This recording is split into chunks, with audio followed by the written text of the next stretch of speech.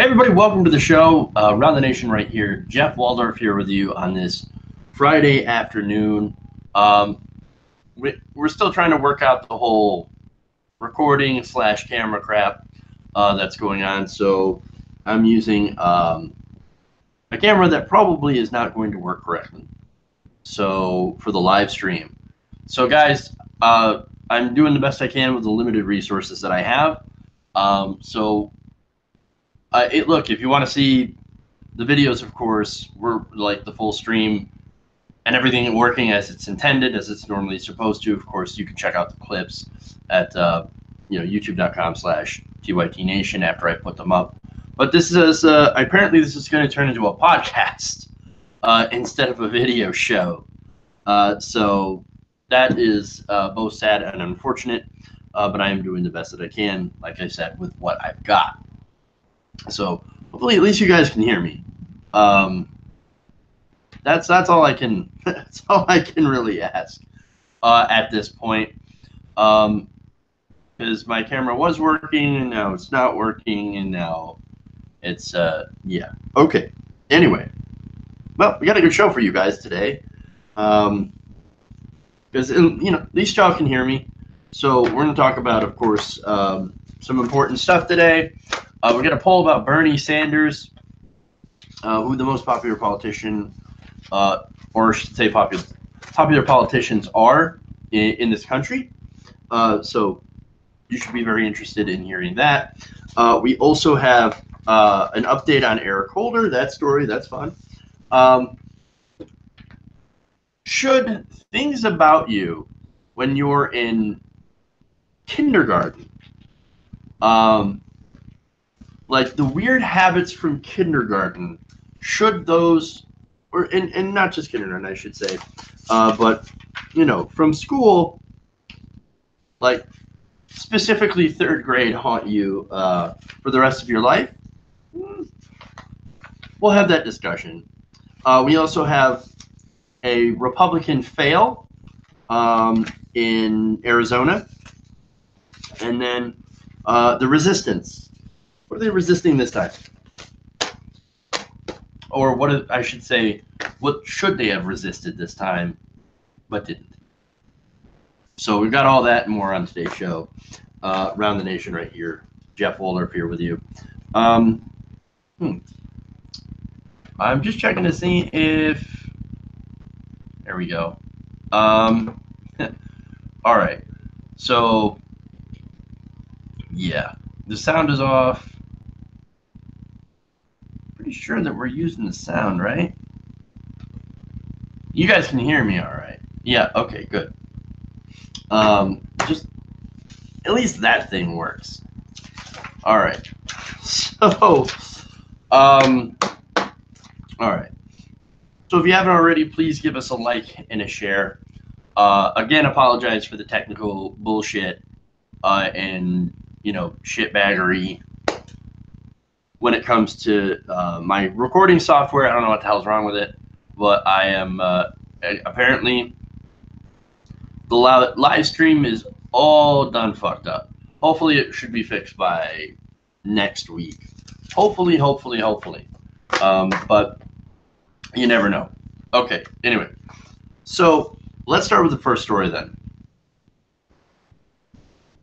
Let's talk about Bernie.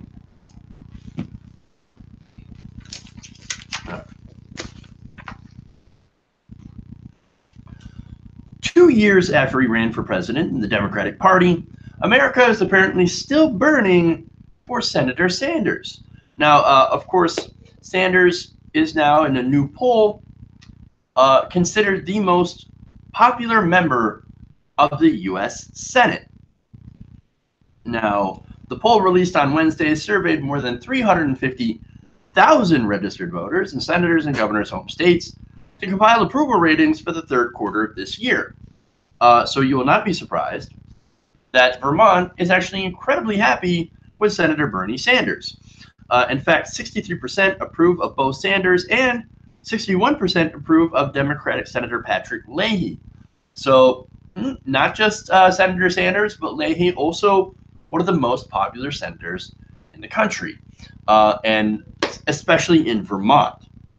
Now, that's just in Vermont. How does the rest of the country feel about Bernie Sanders?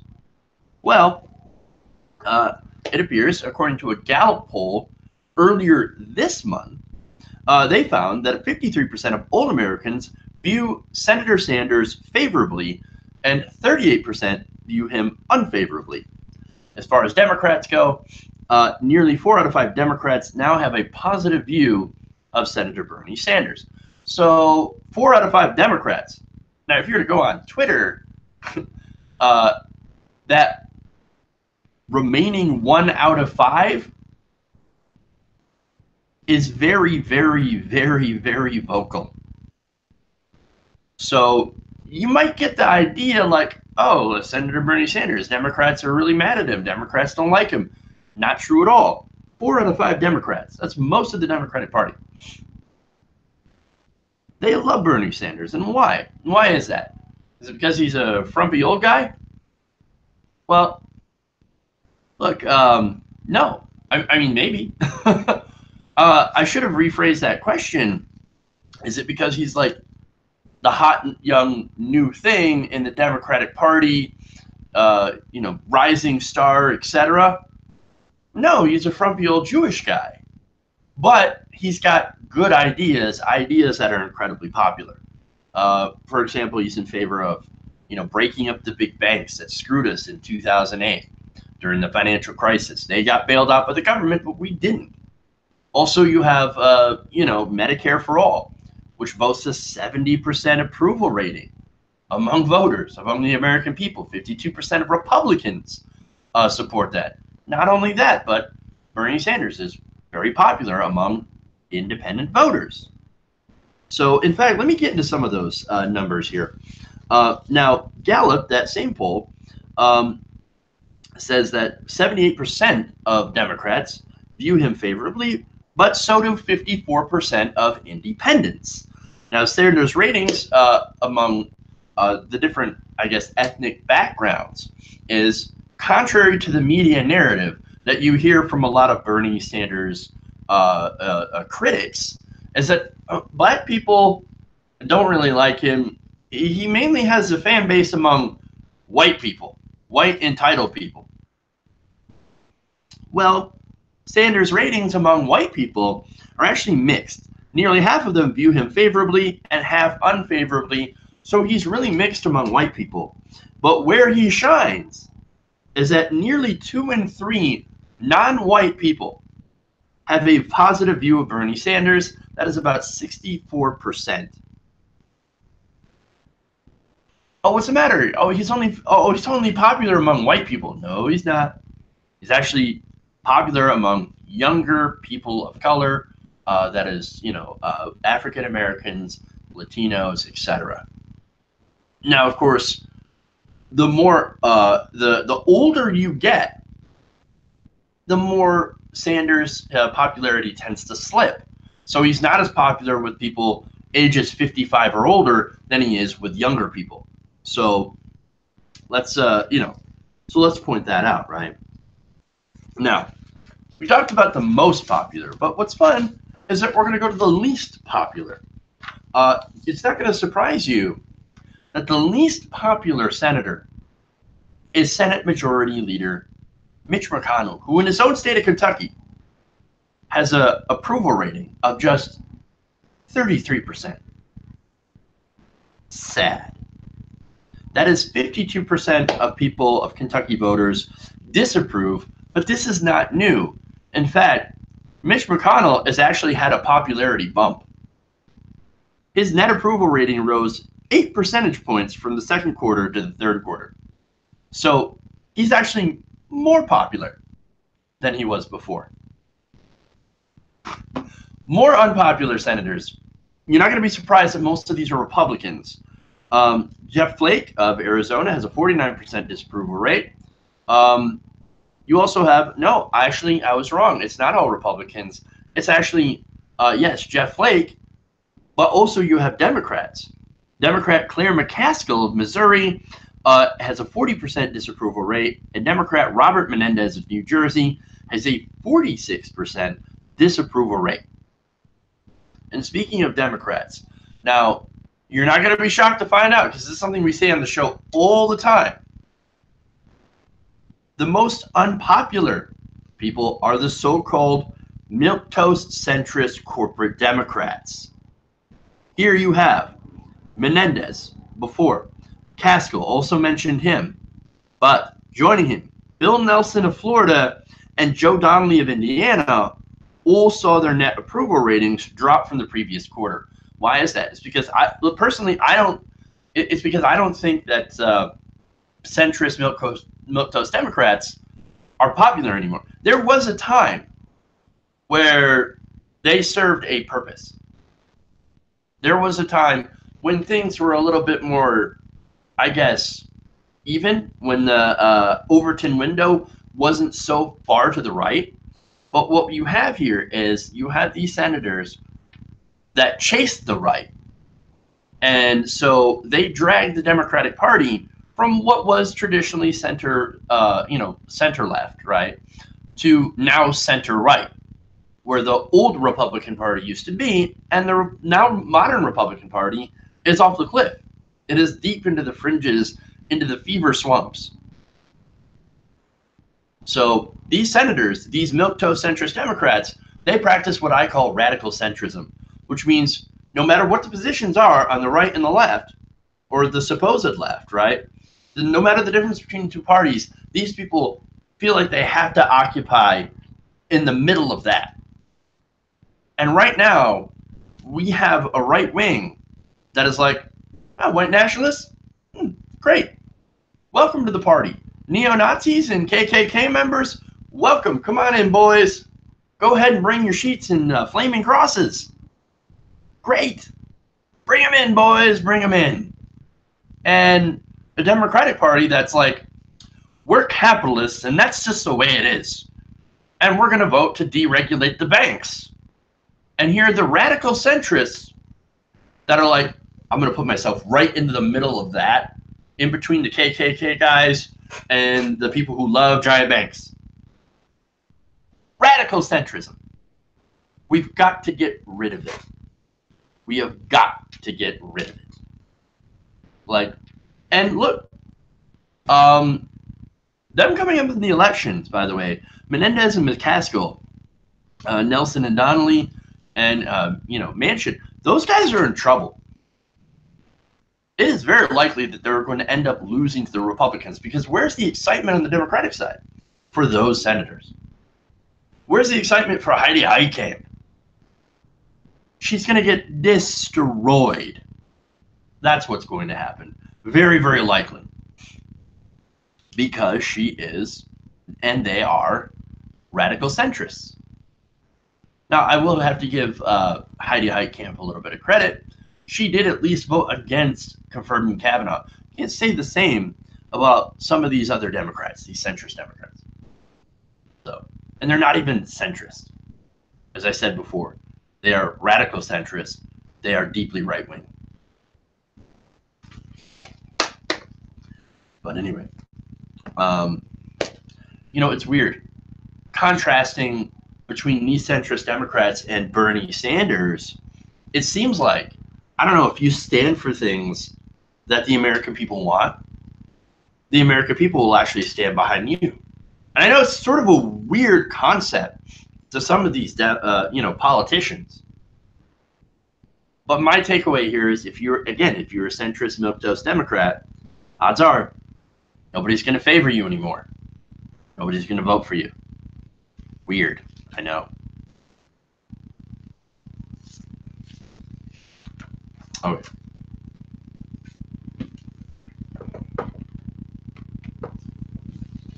Again, sorry about the camera. That is just, I don't know why that's not working.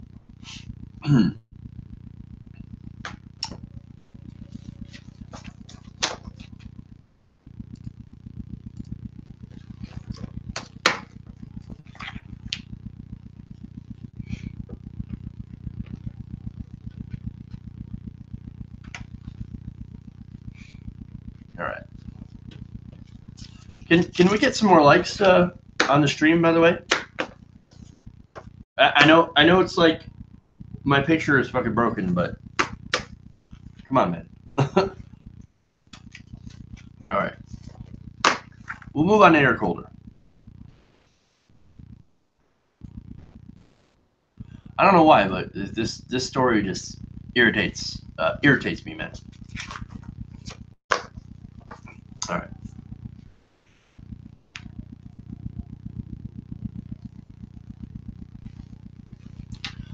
So recently, Eric Holder. Got himself into a little bit of trouble by saying something sort of mildly controversial. Now, he was caught on video talking to fellow Democrats, Democratic voters in specific, about what we need to do to fight the Republicans. Now, he said, okay, here's what we're going to do. Michelle Obama always said, when they go low, we go high. No, when they go low, we kick them. That's what this new Democratic Party is all about. So, of course, Republicans went into complete apoplectic meltdown. Oh my God, they're calling for violence. They're calling for... Eric Holder wants to kick us all. They want to kick us. They want to do violence against us. It just goes along with our narrative about the roaming mobs of liberals. Now, wait a minute. I pointed out the contradiction here. On one hand, you have people saying, oh, liberals are just nothing but, granola eating, latte sipping, pussy hat wearing, libtard cucks who are basically just giant wet noodles. Somehow that morphed into roaming gangs of angry liberals. Look, it's Schrodinger's liberal. That's what's going on here, right? But in reality, of course, it's an attempt to gaslight us into saying, oh, no, you guys are the violent ones. We're not the violent ones. We don't ever call for violence. No, I pointed out a whole bunch of examples where Donald Trump himself, president of the United States, at his rallies, encouraged violence, and how the alt-right has encouraged violence against people. And at the Unite the Right rally in Charlottesville, murdered someone, Heather Heyer. So now, I also mentioned yesterday when I last talked about this, how Michelle Obama, of course, was not in favor of this. In fact, she said, fear is not a proper motivator, right? So she's like, oh, this is wrong. You shouldn't actually say we should kick him. Because, fear is not a proper motivator. No, we need to give people hope. Now, look, am I receptive to that message? Definitely. I was receptive back in 2008 when I first voted for President Obama on hope and change. But things are a little bit different now. So here's the thing. What I advocate for, and what this entire conversation is missing, the context that is missing here, right? What progressives are calling for is to be tough, right? But not to be like, I understand Republicans are absolutely vicious. And yes, I have called for us to be vicious in return. But what do I mean by that? I mean by viciously going after their records, going after the corruption, attacking them on them taking money from gigantic corporations and then doing their bidding. Attacking them on things like basically their record and things that they've said about women and minorities and the things that they voted for in Congress. That's what I mean by vicious.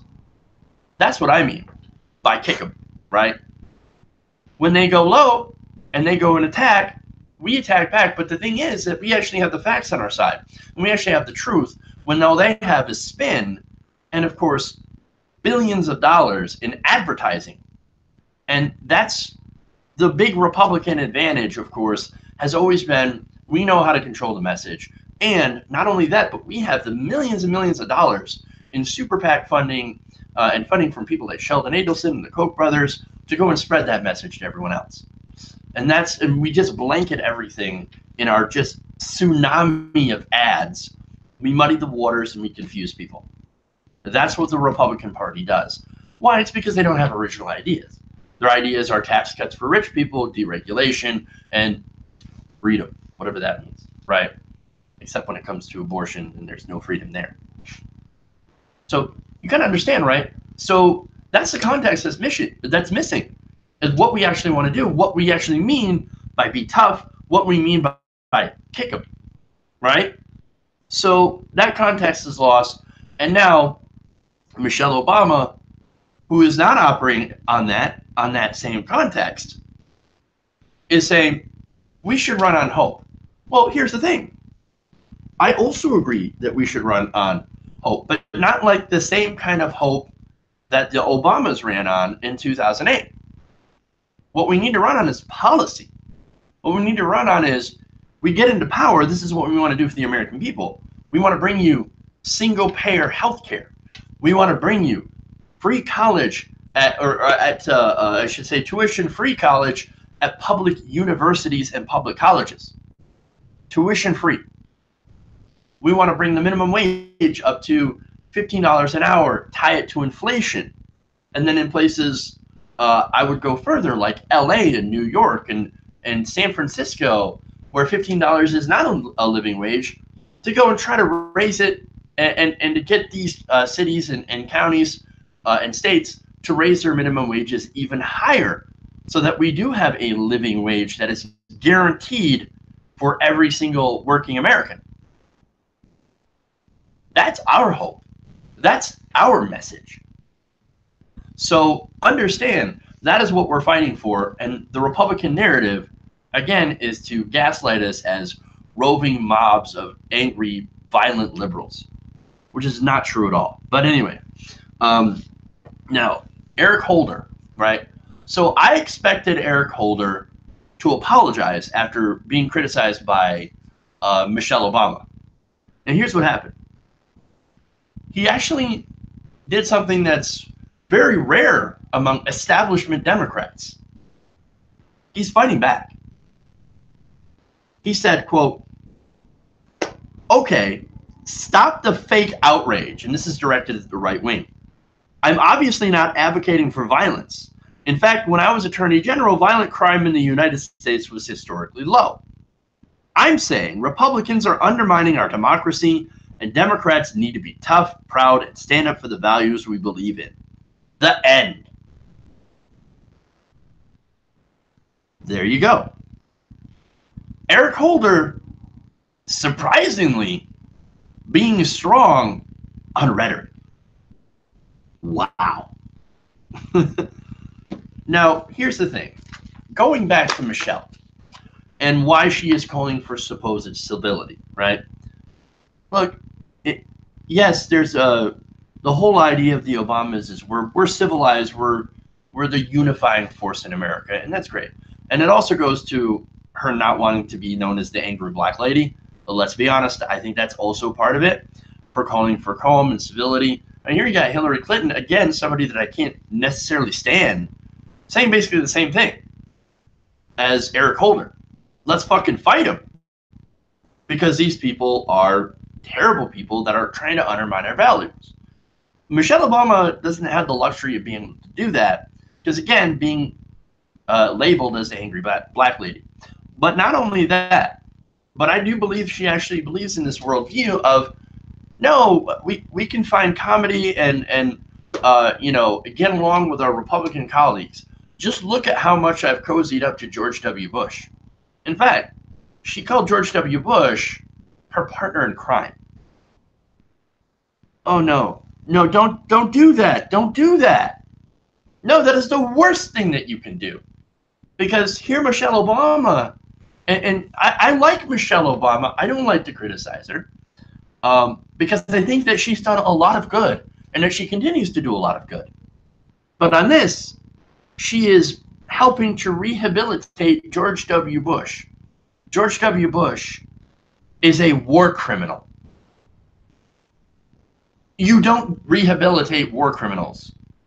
You don't say, oh no, he's my partner in crime. No, nope. Not happening. I'm gonna take the side, surprisingly, of Eric Holder. I think we should be strong. I think we should be tough. I think we should continue to be tough. And you know, basically bring it back to where we drag the Republican Party from the depths of their own insanity. That's the only way we're ever going to be able to do this whole both sides, right? Both sides can get along and work together for legislation. No, only if both sides actually have a governing philosophy. And right now, the Republican Party does not. Their philosophy is burn it all down, use all the power that we can to crush the libs. That's what they're all about. And so you can't work with that. I don't care how much comedy you believe in, you cannot work with those people. And at least someone gets it. Okay. I think I'm fairly clear. All right. Ignore whatever that was. It was this is something I knocked off my desk. Okay. Moving forward here.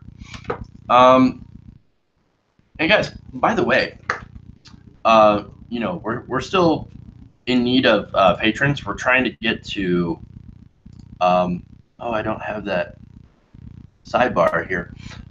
Let me add that real quick. I think I forgot. There we go. All right. So yeah, just it's a good thing I just can't see this because it's a mess, disaster.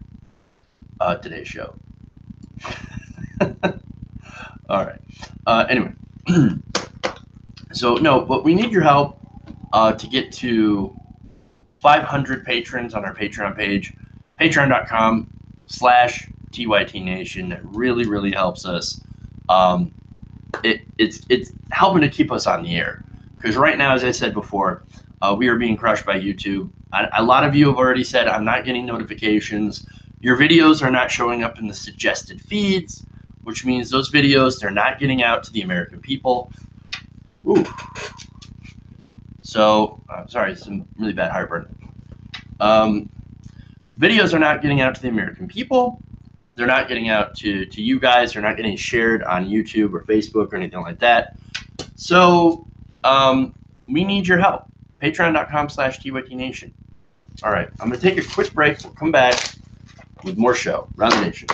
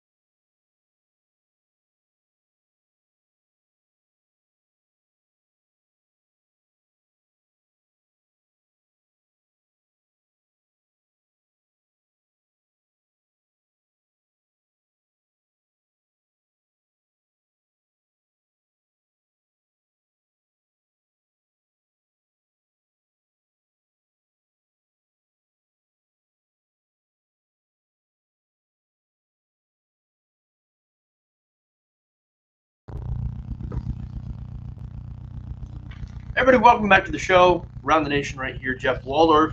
Uh, I believe I got this fixed, at least for now. So we do have some video and audio. So I don't know what the hell's wrong with my camera, but it's the first time using this one too. So there's going to be some issues. But okay, anyway. Let's move on to Stephen Miller. It's a fun story.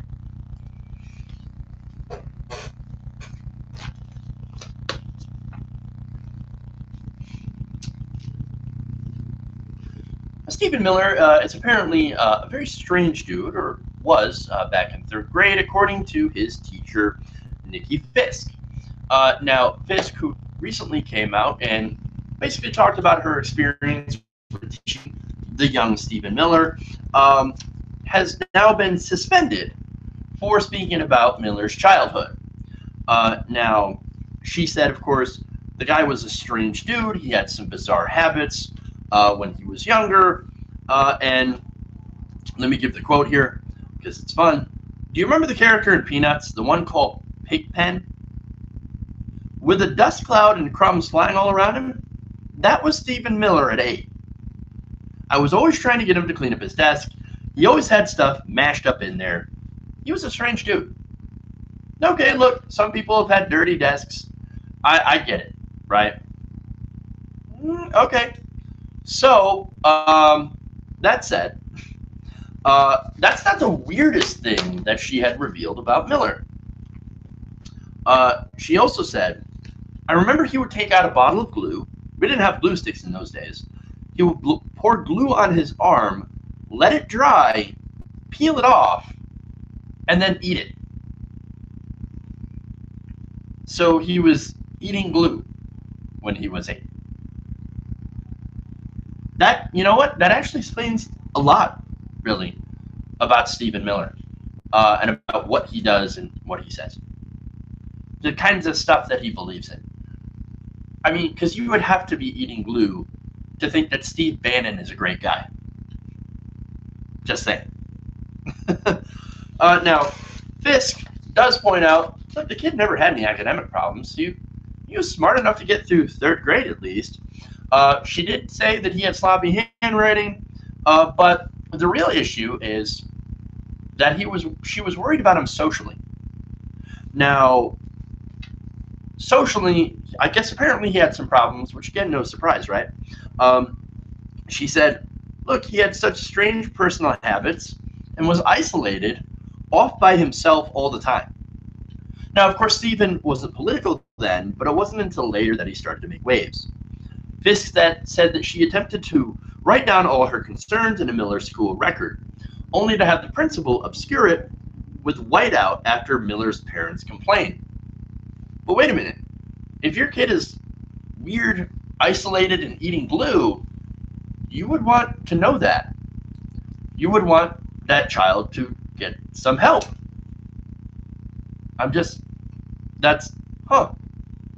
Okay then. All right. Now, he's not, I should say she is not the first person to raise concerns about Stephen Miller, especially in his past.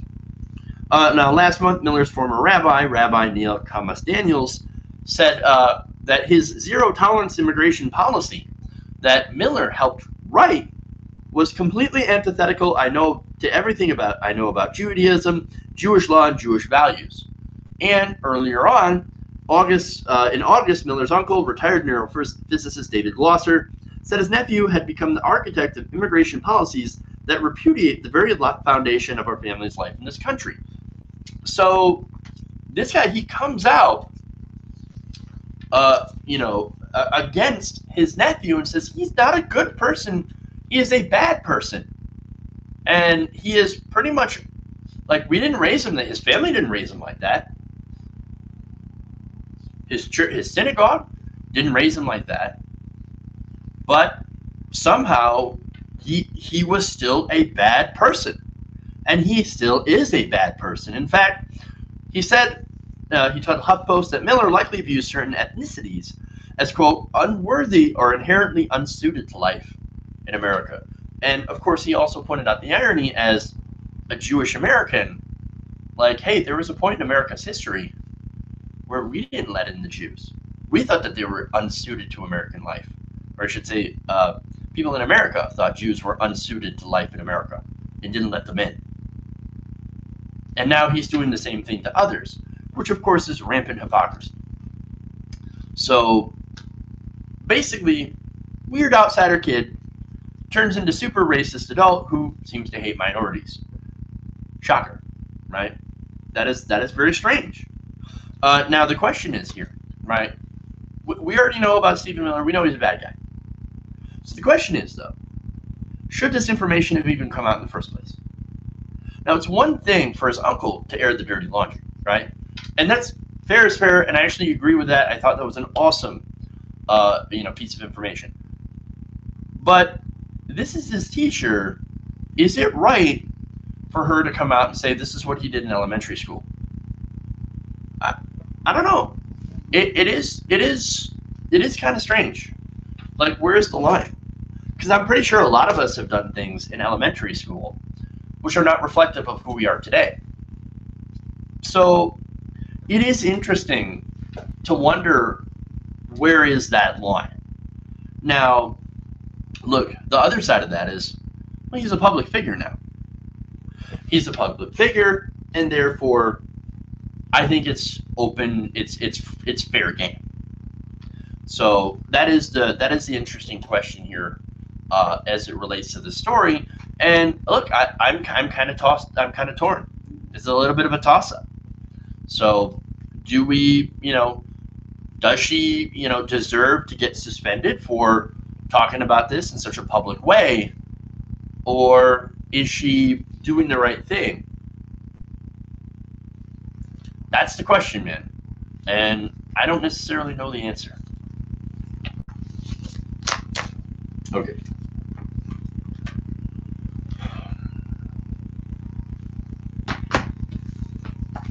So that's obviously not working. All right.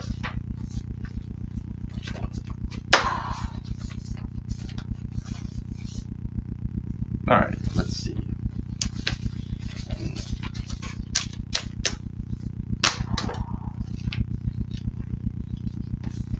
It's weird I had it working for a short time.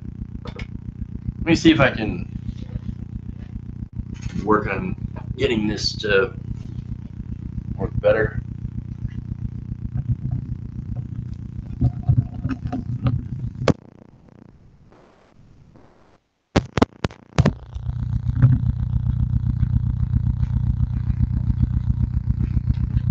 All right, hopefully I didn't break it. That is always the concern.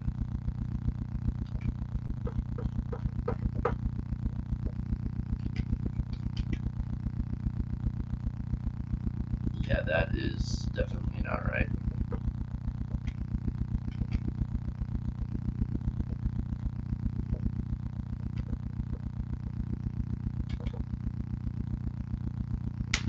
All right, can you guys hear me now?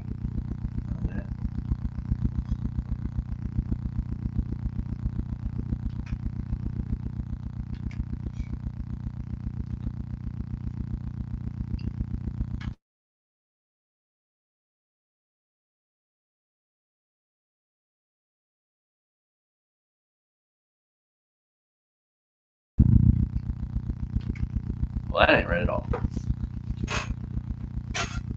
Sorry, guys. Just trying to work on getting better sound and video for you guys, or at least sound. But fail. Sad. Okay. Anyway.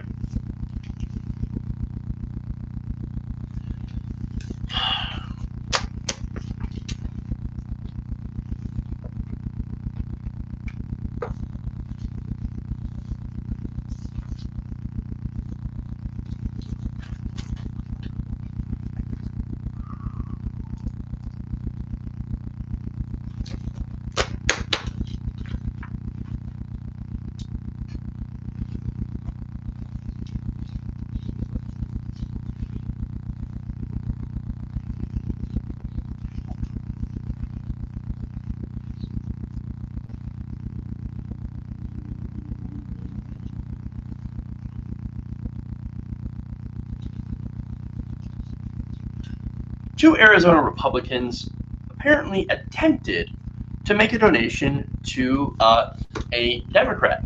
Now, the reason, of course, that they're making a donation to a Democrat is not because they suddenly said, oh, you know what, I'm in favor of the Democratic Party and I want to support our local Democrat. No. They actually tried to make the donation to make the Democrats look bad. Well, now wait a minute here.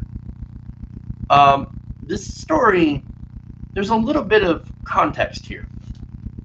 Now, according to, let's see, an article that I have in front of me here, The Guardian, from The Guardian, on Friday afternoon in Flagstaff, Arizona, two men who called themselves Jose Rosales and Ahmad Sadia walked into the campaign office of first-term Democrat Tom O'Halloran. O'Halloran, by the way, running for re-election, of course, running for election, I should say. Now, these two men walked into the office with about $39.68 and a desire for the Northern Arizona University Communist Party to be given a receipt for this donation. Oh, so that's what happened. So these two Republicans are like, oh no, we're communists and we want to give Tom O'Halloran some money. Well, I mean, that's very communist of them, right? Maybe they should like give also to the Republican as well. I mean, you know. Okay, bad joke. Anyway, let's move on. Now, the pair walked up to sign up to volunteer, but they brought along a jar full of money that they said they wished to donate. After being directed to a finance staffer, they were told to fill out paperwork. In doing so, they identified themselves as members of the Northern Arizona University Communist Party. They made clear that they were not an official group, but were holding meetings, and they wanted a receipt. They really, really, really wanted a receipt. When told they would get an emailed receipt, Rosales scratched out one email address and wrote down another. That process apparently raised some eyebrows around O'Halloran's staff. Now, Lindsay Coleman, finance director for the campaign, drove to the local Republican field office in order to return the money. Almost immediately, the man who identified himself as Rosales appeared and was identified as Oscar. He accepted the money from Coleman, so that's apparently how they got caught. So these guys come in, they donate money, they really want this receipt, so they can basically say, look at the Democratic Party taking money from communists because they are communist. So no, wait, you could apply that logic to pretty much anything then, right? So say a Republican gets a donation from the Grand Wizard of the Ku Klux Klan. So then can we go and say that all Republicans are members of the Klan because they got money from David Duke? I mean, I wouldn't say that. I'd say a lot of their policies reflect white nationalism, but you can't necessarily say that all the Republicans are KKK members. That's simply not true. There's a lot of people that just love tax cuts and deregulation. It's a business sector, of course. But you see what they're doing here. Oh no, we want this, we want a receipt so we can gin it up in right-wing media. We can put it into our echo machine and bounce it all around different media so that it gets picked up by national media, and suddenly here's a receipt of Tom O'Halloran taking money from communists because he's a communist. Okay then. Wow, fascinating. Now, of course, it didn't work because they're actually really, really stupid. Now, speaking to The Guardian, Coleman identified the second man as a field organizer from the Arizona Republican Party and said Ahmad Sadia was not his real name. So not only what they did was stupid, also apparently it is illegal. In a statement to The Guardian on Thursday morning, spokesman for O'Halloran's Republican opponent, Wendy Rogers, says, quote, "This is news to us. No one from our campaign was involved in this juvenile stunt. We are focused on beating Tom O'Halloran and the Democrats this November and don't have time for juvenile pranks. said Spence Rogers. We are more concerned about exposing Tom O'Halloran's open borders liberal record.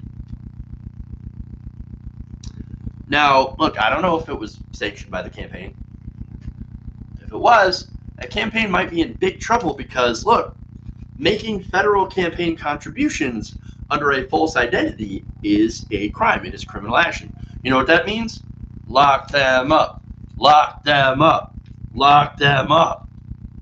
What, you can say it about Hillary at her rally, at your rallies, Trump. Why not for people who actually did crime? Lock them up. Lock them up. Of course it's not going to happen. But you can dream, right? But haven't you noticed that it's always Republicans that are caught pulling this kind of bullshit? Now, and of course they always get caught because their entire idea is stupid. Nobody's going to fall for it. They are literally really dumb. The reason that they got caught was like, wait a minute. So you're trying to scratch out emails and you're from the Communist Party? The Arizona, that's not a thing. We're gonna I have to look into this because that's weird. But another example, Republicans get caught doing the most obvious of voter fraud, right? Every time. Because statistically, there's very little voter fraud, and of course they want to pump up the numbers and be like, voter fraud is rampant. Here's an example. Here's our undercover operatives going in and doing voter fraud. Look at how easy it is.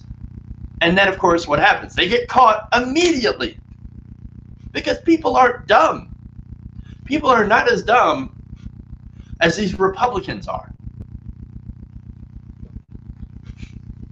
Now, of course, they always say things like, oh, no, you don't understand. I was actually not trying to do real voter fraud.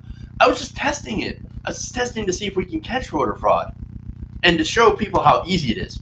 Well, apparently, it ain't all that easy if you keep getting your ass caught.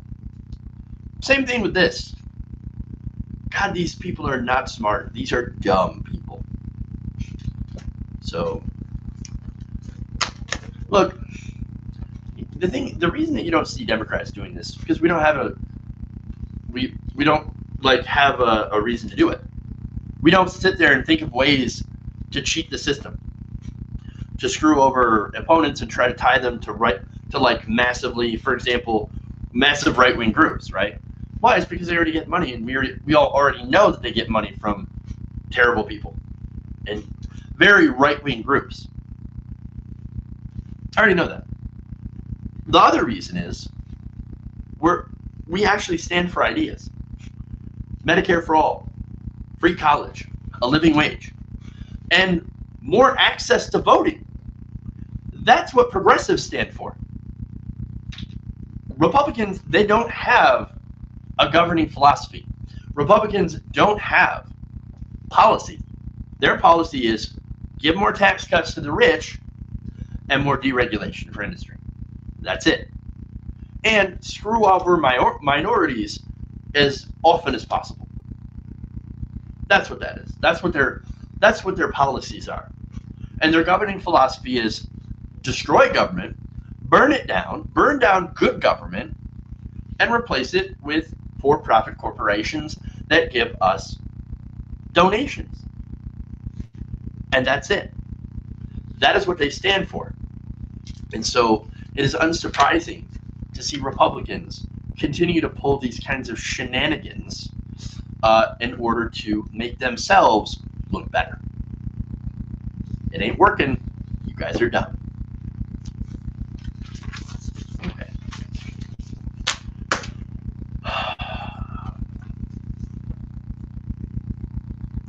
Yes, and it's been pointed out, of course, too, that the other thing that they love to do is just to own the libs. Own the libs. All right, let me take another quick break here. We'll come back. We got more stuff. I'm aware of the mic messing up, and I don't know how to fix it. So we'll come back with more stories, and I'll see what I can do. All right, around the nation.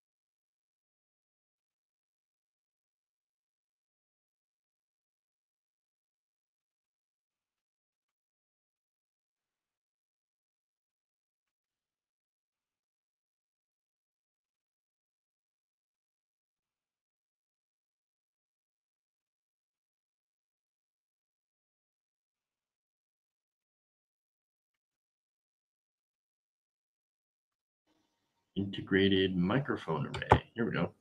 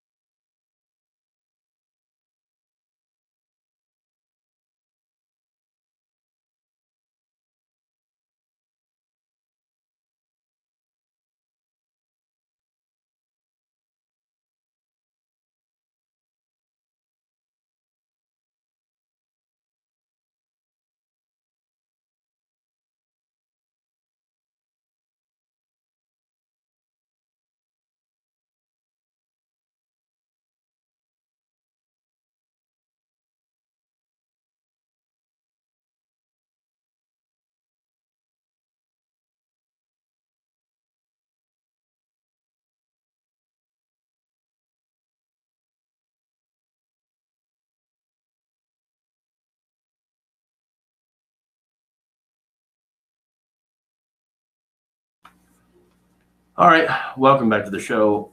Hopefully, you guys can see something. Oh boy, disaster. Okay, anyway, so let's finish out. We got one more segment for you guys today to go over, and I want to go over. Oh, no sound? We have no sound? Should be sound. I'm definitely seeing a sound blip. Yeah, there's sound. There we go. Okay, yep, there we go. Now you can hear me. Now you can see me. Now we can actually do the show. About freaking time. All right. Okay. everything works. All right.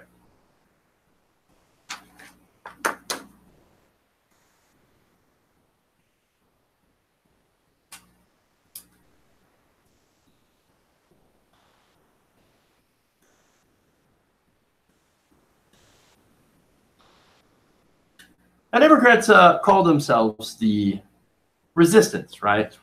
This is the name that a lot of centrist, corporate Democrats have taken for themselves. Oh no, we're members of the resistance, unless, of course, it involves us actually resisting things and not getting off early to go and campaign.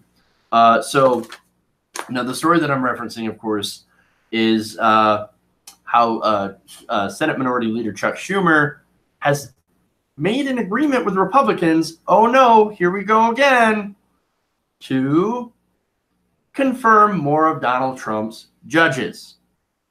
Here we go again. Now, according to Politico, Senate Democrats accepted an offer on Thursday from Senate Republicans to confirm 15 federal judges to lifetime appointments, right? In exchange for the ability to go into recess through the midterms, allowing what they say endangered Democrats to campaign. Now, the details of the deal, of course, is that Majority Leader Mitch McConnell would be able to confirm roughly 15 judges if he kept session for the next few weeks anyway. So Chuck Schumer says, well, we're not going to fight anyway because, hell, I mean, we're going to lose. So why not go home and let corporate Democrats campaign? Campaign on what? You just threw away the chance to fight. You threw away the chance to actually do anything, to even put up a token resistance. I don't know. I don't care that you're going to lose in the end. Actually, I do care because these are 15 lifetime appointments to judges. Donald Trump has completely remade the judiciary, right? But I don't care if it was doomed from the start, from the outset. You fight. You fight. You fight. You fight. What kind of message? Look, I understand being like, oh, okay, we're doing pragmatic things. We're going to be practical here. And we're going to pick our battles, right? But right now, in the lead up to what is going to be a contested contested general election, midterm general election, in which turnout is probably going to be very, very large, and you want to foster even more of a turnout, you want people to come and you want people to be excited to go to the polls, Schumer instead opts to go, no, here's what we're going to do. We're just going to let Republicans have whatever they want so that we can go home. So that we can go home early and let Heidi Heitkamp and Joe Manchin and Joe Donnelly and all those corporate Democrats, and that's an interesting Freudian slip here, go home and campaign.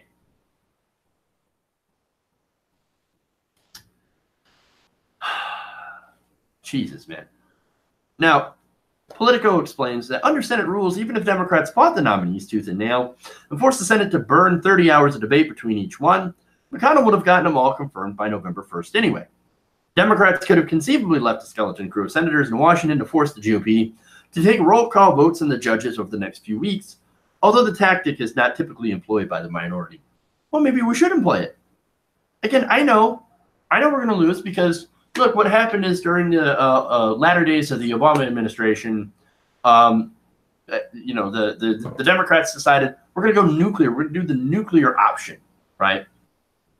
We are going to get some of our judges confirmed.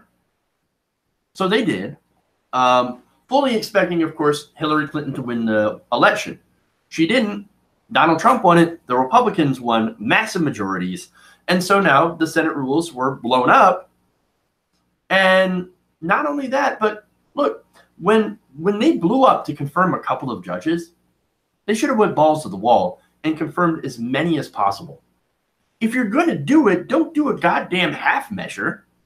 Don't do it halfway. Because then you open up the Republicans to go and confirm as many of their judges as they want if they win. I'm tired of the Democrats because they do everything so goddamn half-assed when you're supposed to be fighting the Republicans. But unfortunately, that's not what Schumer is doing. Schumer is terrible, terrible. Now, let me go to some of the responses from, at least one response from a corporate Democrat. This is John Tester. John Tester, of course, gets a lot of money from the banks, so he is your typical establishment Democrat. He said, quote, "I'm tickled pink that I could go home and campaign in Montana. If we stayed here for 2 or 3 weeks, we'd probably have done the same thing. I think it's good." Oh, no, I think it's good. I think it's good that we have lifetime appointments now for Trump justices, that we've completely remade the judiciary for Republicans for generations. Not only that, the lower courts are very, very important, the circuit courts, the district courts, but also they've remade the Supreme Court, thanks to these corporate Democrats for not actually fighting. But I know you said, come on, Jeff, we're not going to be able to stop them anyway. What's the point? So basically, if you're arguing that, then you're arguing basically for rolling over. I mean, they're going to get their way anyway, so you might as well just lay back and enjoy it. I know I just made a very uncomfortable visual in the minds of a lot of people, but I think without saying it, it is basically kind of the same concept. We are getting this forced, the American people, the majority, is getting all this forced on us by the minority who is now drunk on their own power. And we have a political party in the Democrats that is supposed to be the opposition party that is not opposing at all, that is barely kind of resisting. Now, there are some Democrats that are resisting. One of them is Elizabeth Warren. Elizabeth Warren told the caucus that she opposed the deal. The lone Democrat to voice displeasure, according to a person briefed on the meeting. Only Elizabeth Warren said, hey, wait a minute, I don't like this. All the rest of the Democrats, Kamala Harris, Cory Booker, Heidi Heitkamp, by the way, she's like, oh, I wouldn't have been there anyway, so Republicans still would have got what they wanted, and I just wouldn't have been there. I'd have been home campaigning anyway, because screw that. These are the Democrats. These are the Democrats. Now, look, I talk about how the Trump administration has remade the judiciary in their image. They have confirmed 84 judges over the past 2 years, including 2 Supreme Court nominees, Neil Gorsuch and, of course, Brett Kavanaugh. Now, after the deal, Democrats also allowed a package of judges to be confirmed in August as a condition of going home. So this isn't the first time that they've done this. They did this earlier in August, too. Here we go again. Here we go again. Weak-ass Democrats, man. Those Senate Democratic leaders advised of the agreement to their members. Several senators said on the way to the votes, they were unaware what exactly their leadership had just agreed to. Schumer just said, nah, let's go. No, I'm coming up with a deal, and I'm not even going to tell you guys. Now, no Democrats, of course, objected to the deal as McConnell read it on the floor. But nonetheless, look, this is the Democratic Party. And I love this quote by John Cornyn. He said, I'm surprised. The difficulty Democrats have is an angry base after the Kavanaugh confirmation and trying to explain to them that this is a necessary thing to do. That's why Senator Schumer gets paid the big bucks. You know what they're saying here? Well, thank goodness for Schumer being so weak. We know Schumer's weak. We know Schumer is terrible at his job. We love Chuck Schumer. We love that he's the minority leader, man. The fact that he is minority leader is a testament to how much we can bend him to our will. That's what Republicans are saying. They love that he's weak. They love weak Democrats that don't fight back, that do stuff like this, that don't actually fight them. Also, what? Joe Manchin can go home early and campaign? So Heidi Heitkamp can go home and campaign in an election that she is likely going to lose? What's the point? You just gave this up. De-energized your base. Because when people hear about this, they're going to be pissed. Like, what are you doing confirming Trump judges? You're supposed to be resisting. You're supposed to be fighting. But you're not fighting. Well, then, if you're not going to fight for me, then why the hell should I turn out and vote for you? That's the problem here. That's the problem. So Democrats have again shown, at least the corporate Democrats are, that they are not the resistance, they're the assistance to the Trump administration. Get him out. Get him out. Schumer does not deserve to be the leader. We need to vote him out, kick him out in his ass. We're done with corporate Democrats. We're done with weak, crappy, milquetoast, corporate shit Democrats. I've had enough. Vote him out. Okay. All right, so that's it. That's all I got for you guys today. Thank you for tuning into the show. I know we've had our slew of technical problems, all having to do with, of course, my recordings and stuff. So, look, I'm going to get this thing working over the weekend, so make sure that shit doesn't happen again. But anyway, thanks for sticking with us. Thanks for the super chats here. Let me read one, by the way. Let's see. David B says, a little contribution towards some new equipment, or if you need to fix something, get a beer or coffee on me instead, and have a nice weekend. Well, thank you. Have a nice weekend as well, David. I appreciate that. And, of course, it's one of our Danish viewers. A lot of people from Denmark who enjoy the show. So, and you guys are awesome. So I love having an overseas audience as well. So thank you, David. I appreciate that. All right, guys. Please check out the clips. They're much, much better quality than the live stream as of late. So check those out. We'll have them up starting pretty soon. So, all right, guys. Love you. And we'll see you on Tuesday. We will not be here on Monday. So we'll see you on Tuesday. And remember, change begins with you. Good night, TOT Nation. We'll see you guys tomorrow.